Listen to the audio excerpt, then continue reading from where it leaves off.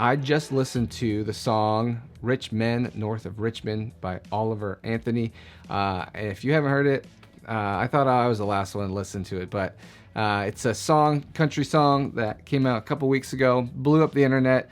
Everyone's talking about it. It's a sort of anti-government, pointing out some of the inconsistencies in our leadership.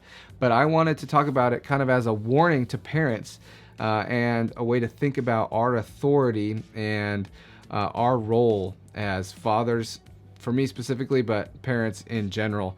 And the response that America has had to this has been amazing, because it's really striking a chord with people who feel like they don't have a voice, that have been pressed down by the government, by the rich men.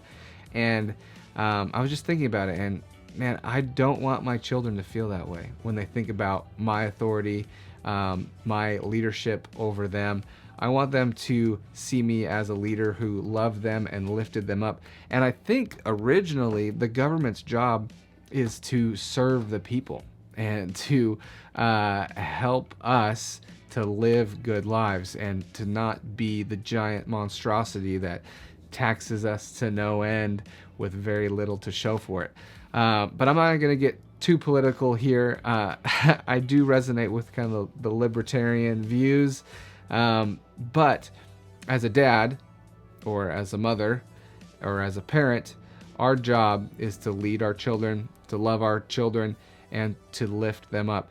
And a lot of parents do that by demanding respect, top-down leadership, by telling our kids to obey us, by spanking them if they don't listen. But I would say that's what our government does to us.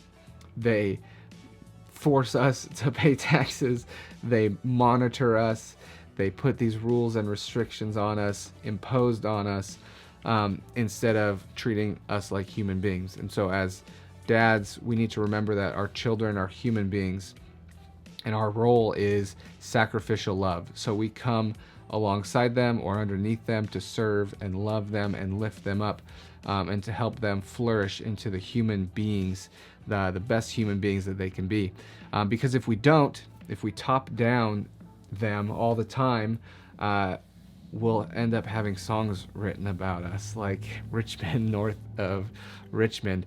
And we don't want that. We want children who remember us as fathers with warmth, kindness, love. And that's the kind of person that gets respect, right? So if you want to be respected by your children, then you have to be a respectable man, a respectable person. The men who demand respect get the least amount of respect. So take this song as a warning to you to not be the tyrant that you hate to have above you in your own life, but to act with warmth and compassion towards your children. I also wanted to talk a little bit about how to talk with our kids about authority and about government, because I want my children to respect governing authorities. I'm a follower of Jesus, and so the command in the Bible is to respect those in authority over you, because everyone in authority over you was put there by God. But does that mean that we just listen to everything they say and do it without asking questions? Blind obedience? Or are we called to keep our governments accountable? Are we called to help them do more and do better? And what is our role in that process? And so the way I think about it, as I read the Old Testament and the prophets, a lot of them, most of them, had a lot to say about their kings, about their rulers.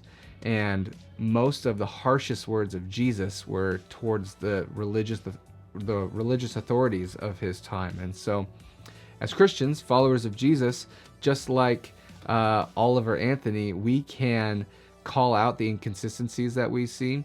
We can call them to be better, and we can do that with respect still. And that is the tightrope, is to respectfully disagree, respectfully call someone a hypocrite if that's possible. But all the prophets in the Old Testament were not well loved. I should say most of them. They were put in prison by the kings. They were beaten by the kings. Some of them were murdered by the kings.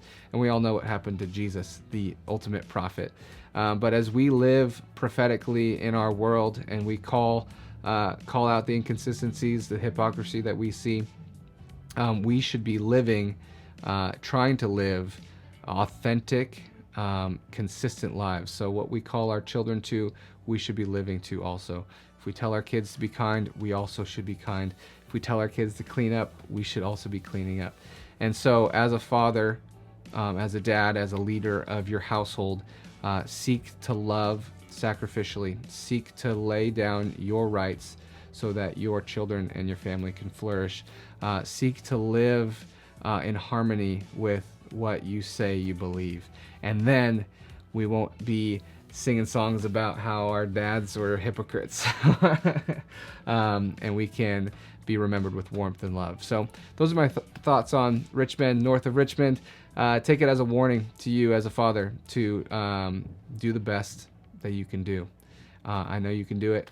You got this. You're a good dad.